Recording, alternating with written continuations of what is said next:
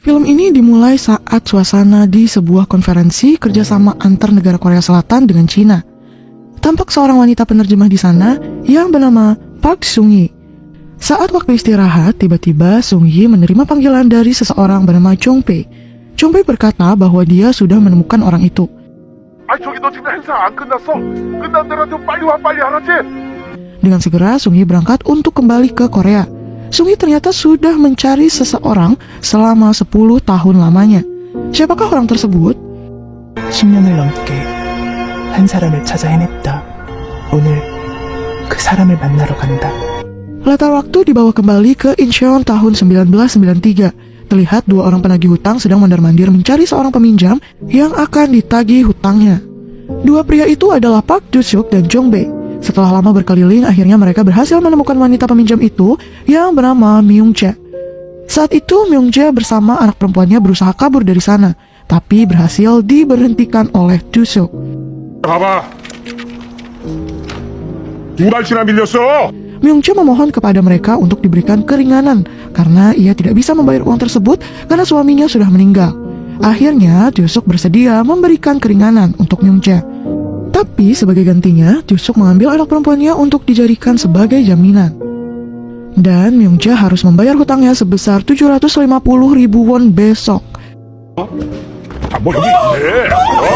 봐주세요. 내일은 꼭 가겠습니다. 야 강병자, 내가 얘 비싼 거 먹이고 선물 사주고 잘 데리고 있을 테니까. Do-suk pun membawa anak perempuan itu ke rumahnya.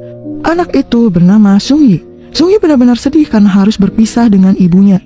Ia pun menangis sepanjang hari.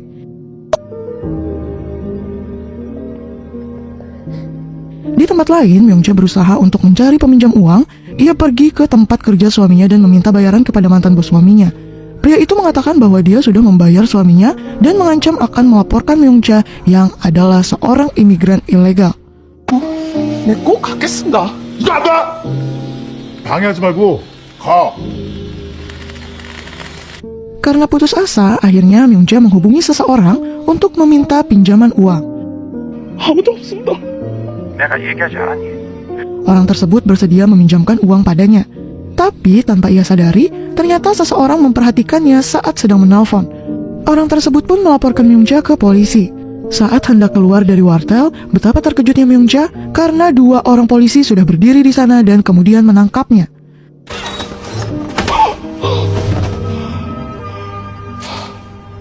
Sementara itu, keesokan harinya, Do-suk dan Jong-bae membawa Sung-yi ke kantor tempat kerja mereka. Mereka pun dimarahi habis-habisan oleh bos mereka karena mereka dianggap menculik seorang anak dari ibunya. Mereka pun diminta untuk mengembalikan anak tersebut kepada ibunya. Mereka juga diancam jika mereka tidak mendapatkan uang tersebut, mereka tidak akan digaji selama 3 bulan. 역시 이거 뭐야? 이거 통이야 이거? 아 이거 왜 쌌다 이거? 다음 달 월급 없어. 아니 3달치. Dengan perasaan dongkol, mereka pun pergi dari sana. Di perjalanan, Do-suk meminta Sung-yi untuk menunjukkan jalan menuju ke rumahnya. Tapi saat di pertengahan jalan, Sung-yi berhasil keluar dan kabur dari Do-suk dan Jong-bae.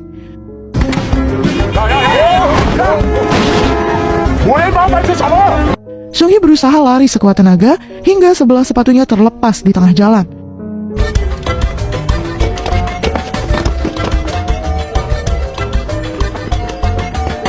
Mereka berdua berusaha untuk mengejar Sung-yi, tapi sayangnya mereka kehilangan jejak dan gagal menangkap Sung-yi.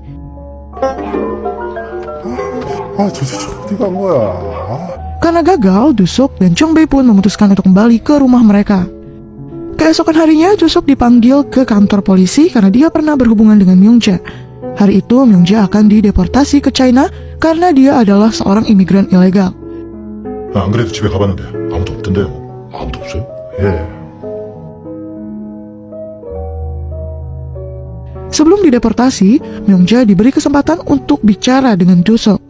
Di sana, Myung-jae meminta maaf kepada Do-suk dan memohon padanya untuk merawat Sung-yi selama beberapa hari sebelum akhirnya dia akan diadopsi oleh pamannya yang bernama Choi Byung-da.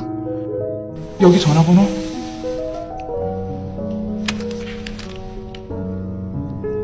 고맙습니다. 고맙습니다. Di sana juga ia menitipkan fotonya bersama Sung-yi kepada Do-suk. Meskipun dengan berat hati, tapi Do-suk pun bersedia untuk melakukannya. 멀리 갔다고 전해주겠습니까? 아이씨, 저걸 Setelah berhasil kabur, Sung Yi kemudian kembali ke rumahnya. Tapi saat sampai di sana ternyata ada 2 orang petugas polisi di sana. Sung Yi pun bersembunyi. Dan setelah petugas itu pergi, ia pun mengambil kunci di bawah pintu dan masuk ke rumahnya.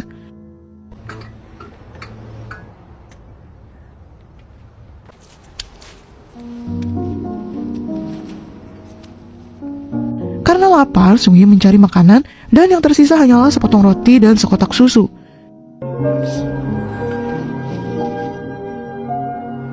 Keesokan harinya, Sung Yi memutuskan untuk kabur dari tempat itu. Tapi saat di perjalanan, ia dicegat oleh seorang pria tunawisma.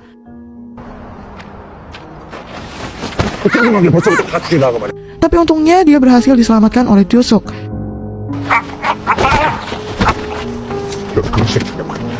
Di sana Josok menyampaikan pesan ibu Sung Yi yang berkata bahwa ibunya akan pergi jauh untuk mencari uang dan ia akan diadopsi oleh pamannya. Sung Yi yang mendengar itu sangatlah sedih dan udah pasti dia menangis. 다시는 안 온대. 거짓말! 나도 안 먹어! 너네 큰아빠. 야! 가지라! Josok diam-diam merasa sangat kasihan kepada anak perempuan itu dan akhirnya ia membawa Sung Yi ke kediamannya untuk sementara waktu. Di sana Sung Yi menjadi anak yang baik. Di sana ia menyadari bahwa kedua paman itu bukanlah orang yang jahat. Saat 2 paman itu kembali, mereka pun menerima panggilan dari Choi Byung-dal. Pria itu berkata akan mengirimkan uang sebesar 500.000 won terlebih dahulu dan akan membayar sisa hutang dan bonus uangnya setelah bertemu dan mengambil Sung Yi. Dia meminta Josok untuk mengantar Sung Yi ke Seoul dan memberikan pakaian dan makanan enak untuknya. Lalu keesokan harinya mereka pun berangkat ke Seoul. Saat di perjalanan, Sung Yi membaca sebuah spanduk. Sung Yi langsung memberikan nama panggilan pada Josok itu, yaitu Paman Sungbo. 이름이나 지어줄까요? 뭐? 승보 어때요? 그래서 승보. Setelah sampai di Seoul, mereka pun masuk ke sebuah tos serba. Di sana Josok dan Jongbei membelikan pakaian untuk Sung Yi. Bahkan di sana Jongbei berebut pakaian anak dengan seorang ibu-ibu.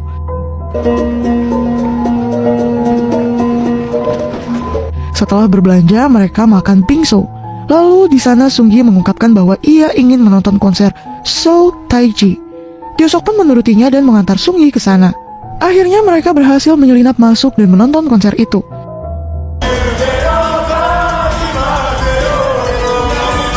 Sebelum pulang, Sung Yi ingin membeli CD dan kaset Seoul Taiji. Tapi harganya sangat mahal. Tapi Josok tidak bisa menolak keinginan Sung Yi dan akhirnya dengan berat hati ia pun membelikannya. Betapa bahagia hati Sung Yi hari itu. 네, 정말 고마워요. 고마워요, 아저씨. Saat berada di rumah, Jongbei membuatkan kue perpisahan dari chocopie yang dibelinya. 하나, 둘, 셋. Di sana Sung Yi berkata bahwa ia bahagia akan pergi ke keluarga baru yang kaya. Tapi setengah hatinya merasa sedih.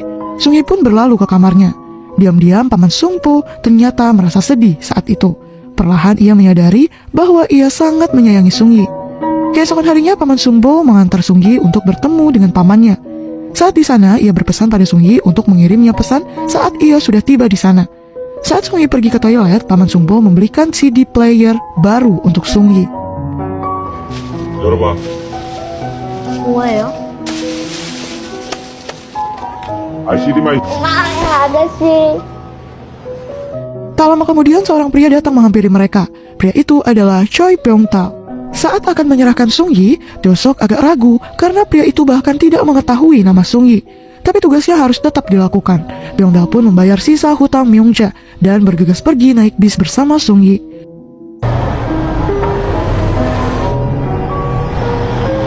Saat Sung Yi pergi, Josok merasa sedih dan hampa. Bahkan ia tidak bersemangat saat menjalankan pekerjaannya. Hal ini pun disadari oleh Jongbei. Josok sangat rajin mengirim pesan kepada Sung Yi, tapi anehnya tidak pernah ada balasan dari Sung Yi. Karena merasa janggal, akhirnya Josok menghubungi Byung-dal. Tapi anehnya istri Byung-dal berkata bahwa suaminya itu tidak pernah pulang sepanjang tahun. Akhirnya ia memutuskan untuk pergi ke rumah Byung-dal. Di sana dia pun bertemu dengan Byung-dal dan terungkap bahwa pria itu sudah menjual Sung Yi. Betapa marahnya Josok saat itu.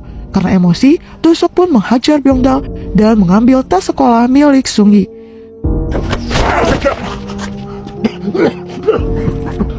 너 승희 보낸 집 주소 대. 주소 대, 이 새끼야! Ternyata pagar Sung-yi ada di tas itu. Oleh karena itu, Sung-yi tidak pernah membalas pesannya. Dari sana, ia terus berusaha menghubungi Sung-yi. Lalu ia sadar bahwa ia lupa memberi kode areanya kepada Sung-yi. Sementara itu, tempat yang sangat jauh ternyata Sung-yi kepada seorang wanita pengelola klub malam bernama Klub Malam Cha Cha Cha. Di sana ia sebagai tukang bersih-bersih.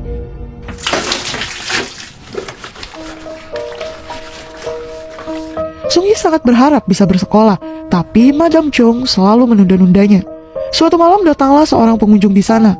Seorang pria merasa sangat marah karena mereka diperlakukan buruk oleh pelayan di klub malam itu. Kemudian Sung-yi disuruh keluar untuk membersihkan.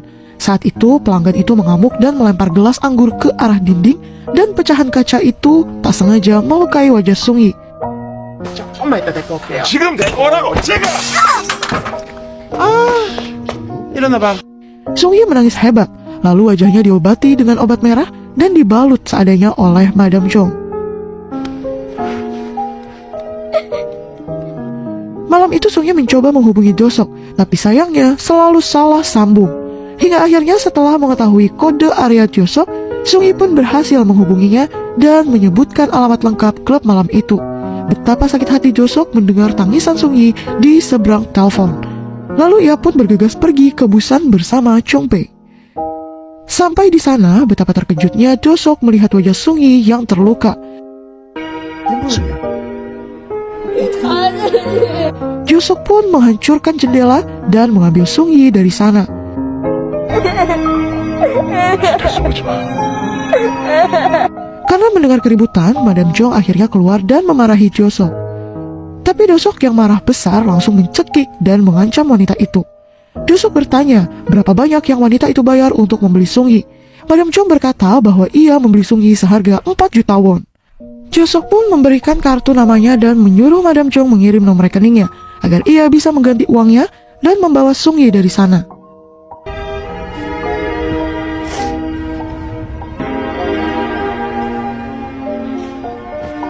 Saat sudah sampai di Seoul, Josok dan Chong-pei menjual mobil mereka untuk membayar uang ganti rugi kepada Madam Chong. Walau berat hati, tapi mereka harus merelakan mobil itu. Mereka pun memutuskan untuk merawat Sung-yi. Selama tinggal bersama Sung-yi, Josok tak pernah memanggil namanya dan selalu memanggilnya dengan sebutan jaminan. Kembali ke masa sekarang, kini terlihat Sung-yi dan Chong-pei sedang pergi ke asosiasi orang hilang. Ternyata di sana terdapat identitas seseorang yang bernama Park Josok. Sampai di sana, mereka diarahkan ke sebuah ruang steril. Ternyata pria itu sedang sangat sakit. Dengan harap-harap cemas, mereka pun melihat pria yang sedang berbaring itu. Tapi sayangnya pria itu bukanlah Park Josok yang mereka cari.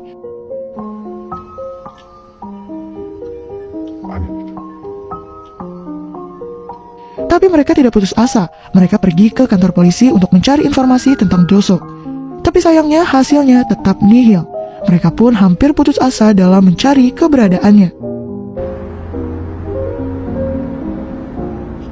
Kembali ke Sung-yi kecil, Josok membawanya ke rumah sakit untuk mengobati wajahnya. Dokter berkata, Sung-yi membutuhkan operasi khusus yang tidak akan menimbulkan bekas luka di wajahnya. Tapi sayangnya operasi itu sangatlah fantastis harganya. Tapi karena begitu sayang kepada Sung-yi, Josok pun mengusahakan operasi itu untuk Sung-yi. Josok juga sangat ingin menyekolahkan Sung-yi. Tapi karena Sung-yi tidak memiliki kewarganegaraan Korea, maka dia tidak bisa mendapatkan kesempatan itu. 죄송합니다. 저희 학교에서는 받을 수 없습니다. Josok sangat bersikeras berbicara kepada guru itu. Guru itu berkata bahwa Sung-yi bisa sekolah apabila ia diadopsi dan diambil marga Korea. Mendengar itu Sung-yi sangat marah. Dia tidak mau diangkat menjadi anak orang lain. Dia pun berlalu begitu saja. 나 학교 안 가요. 야, 담보! 그래도 학교는 다녀야지! Malamnya Chong-pei berkata pada Josok, mengapa ia sangat bersikeras menyekolahkan Sung-yi padahal Sung-yi bukanlah tanggung jawabnya. Tapi ia menjawab bahwa jika sekarang mereka yang merawat Sung-yi, maka anak itu sudah menjadi tanggung jawabnya sampai akhir. Akhirnya Chong-pei pun membujuk Sung-yi untuk mau bersekolah. Dia mengatakan bahwa kewarganegaraan hanyalah masalah hukum saja, dan memintanya untuk berpura-pura saja menjadi anak Josok, agar dia bisa sekolah dan belajar dengan giat, agar bisa bertemu dengan ibunya di masa depan.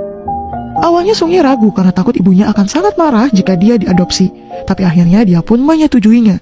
Akhirnya Sung Yi pun bisa bersekolah. Ia belajar dengan sangat giat hingga mendapat nilai yang sempurna pada ujiannya. Do-sok dan Jong Bae pun sangat bangga kepada Sung Yi.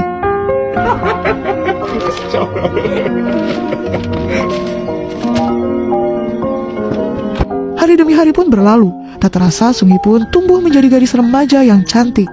Semakin hari rasa sayang Do-sok kepada Sung Yi semakin besar, seperti rasa sayang seorang ayah kandung kepada putrinya.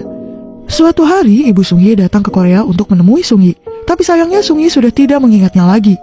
Lalu saat melihat putrinya itu terlihat bahagia bersama Do-sok, Myung-ja pun mengurungkan niatnya. Akhirnya tiba waktu ujian masuk universitas. Do-sok sangat bersemangat mengantarnya ke tempat ujian. Ia juga menyemangati Sung Yi, bahkan menunggunya di luar gerbang dan mendoakan Sung Yi di luar bersama dengan para orang tua lainnya. Tak terasa akhirnya Sung Yi beranjak dewasa dan menempuh pendidikannya di universitas. Hari itu malam sudah larut tapi Sung Yi belum juga kembali. Do-sok pun sangat khawatir, tapi tiba-tiba dia pulang diantar oleh teman lelakinya. Akhirnya Do-sok dan Jong Bae menginterogasi pria itu. Di tengah percakapan itu tiba-tiba telepon berbaring.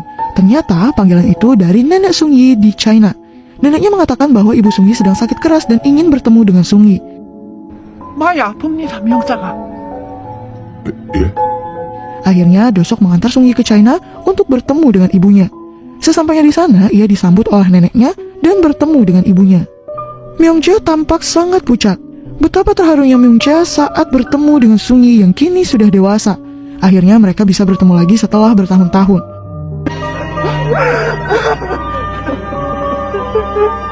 Myung-ja juga meminta maaf dan sangat berterima kasih kepada Do-sok.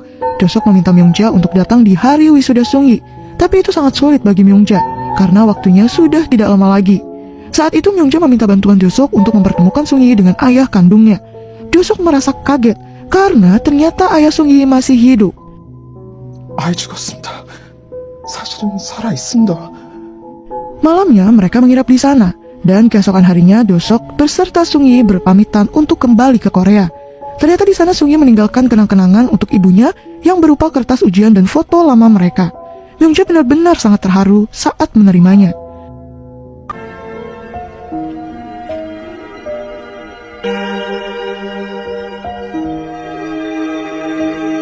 Sesampainya di Korea, Do-sok mencari keberadaan ayah Sung Yi. Dia mengunjungi bengkel tempat ayah Sung Yi bekerja dulu, tapi tidak menemukannya di sana. Saat itu, tiba-tiba Do-sok merasakan sakit luar biasa pada kepalanya. Tapi Do-sok tidak pernah menyerah dan tetap mencari ke berbagai tempat, hingga akhirnya dia pun menemukan ayah Sung Yi. Di sisi lain, Sung Yi melihat sepatu Do-sok yang sudah sangat usang. Akhirnya dia pun membelikan sepatu untuk Do-sok sebagai hadiah, tapi dia belum sempat membelikannya secara langsung kepada Do-sok. Akhirnya Do-sok mengatur pertemuan antara Sung Yi dan ayahnya. Setelah dua orang itu bertemu, Do-sok pun meninggalkan mereka berdua. 많이 컸구나. Saat ia di rumah, Jong Bae mengatakan bahwa Do-sok adalah orang yang sangat bodoh, karena jika Sung Yi bertemu dengan ayah kandungnya, maka itu berarti Sung Yi akan melupakan Do-sok. Tapi ternyata Sung Yi lebih memilih untuk hidup bersama paman Sung Po yang sudah merawatnya sejak kecil. Saat itu, Do-sok menerima panggilan dari Sung Yi yang memintanya untuk menjemputnya. Bahkan Sung Yi memanggilnya dengan sebutan ayah. 아빠가 데려다 줬음. 데리러도 와야지. 아빠. Betapa bahagia hati Do-sok saat itu, dengan penuh semangat ia berangkat untuk menjemput Sung Yi. Namun kejadian naas menimpanya. Tiba-tiba rasa sakit luar biasa di kepalanya muncul dan membuatnya kehilangan kesadaran. Dan dia pun akhirnya mengalami kecelakaan.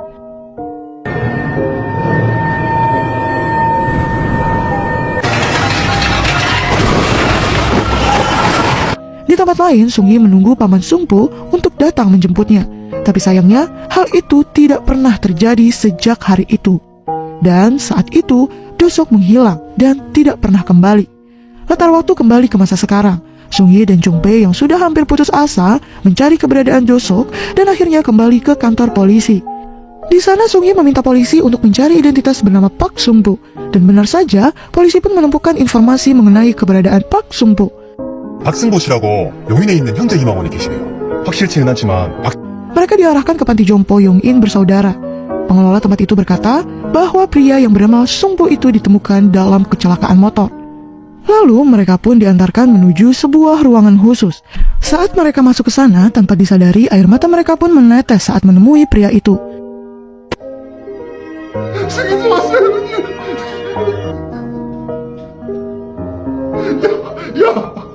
Dan ternyata di sanalah Kyo-sok. Dia terlihat sangat tak terurus. Dia kehilangan ingatannya dan Sung-yi mencoba berbicara dengannya dan menyebut nama jaminan. Perlahan Kyo-sok menyebutkan nama jaminan. Ternyata dia masih mengingat nama itu.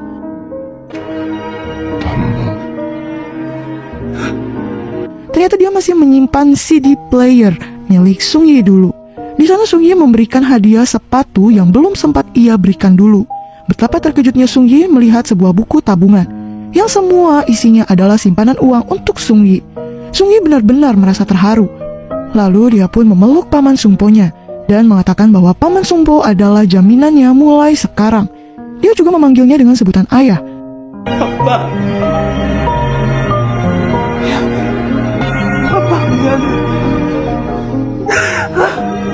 Meskipun tidak bisa mengingat, tapi perlahan senyuman terlukis di wajah Kyo-sok.